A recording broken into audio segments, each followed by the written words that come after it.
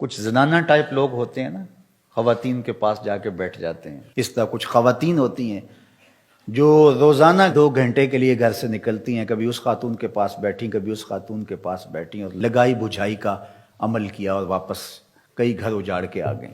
بیوی سے کہا کہ تیرا شوہر تو تیرے ساتھ بہت زیادتیاں کرتا ہے، اس کے اندر تو یہ خرابی ہے، اس کے اندر تو یہ خرابی ہے، اس کے اندر تو یہ خرابی ہے. تو اس طرح میاں اور بیوی کے درمیان نزاع کھڑا ہو گیا.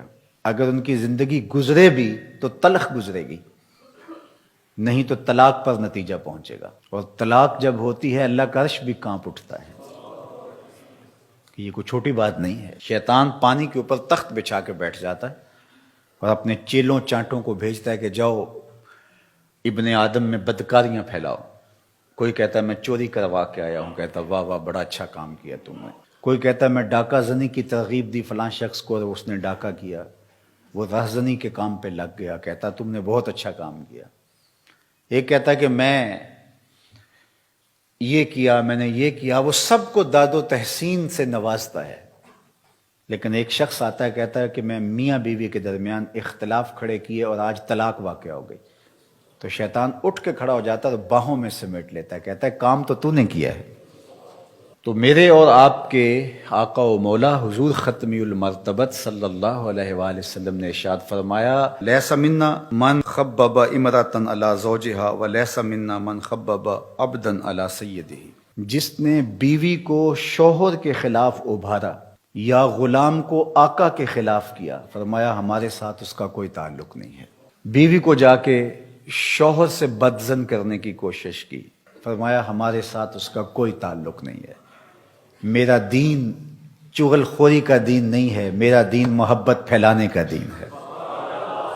اسی طرح غلام کو آقا کے خلاف کرے، ملازم کو اس کے باس کے خلاف کر دے. کئی لوگوں کا عجیب رنگ ڈھنگ ہوتا ہے کہ وہ جا کے بدکاریاں ہی کریں گے اور ملازم کو اس کے باس کے خلاف کر دیں گے. نتیجہ کیا ہوگا کہ وہ یا تو پھر خائن بن جائے گا یا پھر بدزنی اس حد تک بڑھے گی کہ وہ اس ملازمت سے نکال دیا جائے گا. اور یہ اس کو ملازمت متبادل دینے والا نہیں ہے. وہ ایک گھر کے باہر ایک چوکیدار کام کرتا تھا، تو ساتھ والا ہمسایہ گزرتے گزرتے رک جاتا اور کہتا کہ تجھے یہ کتنی تنخواہ دیتے ہیں؟ تو وہ کہتا 25,000 روپیہ. تو کہتا پتہ نہیں آپ کا کیسے گزارا ہوتا ہے. بس یہ کہہ کے چلا گیا.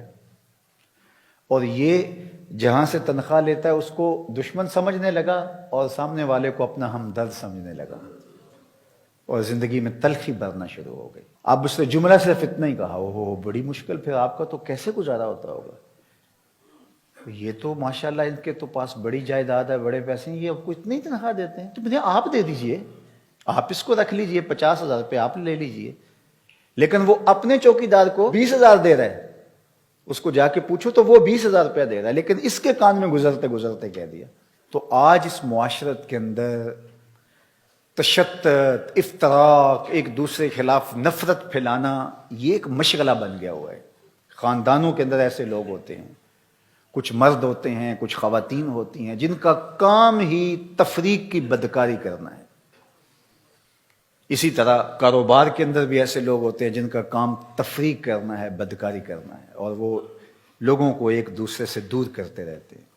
اور سب سے بدترین شخص وہ ہے جو میاں بیوی کو آپس میں دور کر دیتا ہے اور یہ رشتہ خاندانی وحدت ٹوٹ جاتی ہے. اور اس سے بھی بدترین وہ ہے کہ جو مسلمانوں کو تفریق کر کے فرقہ بندی کی بنیاد ڈالتا ہے اور امت ٹکڑے ٹکڑے ہو جاتی ہے.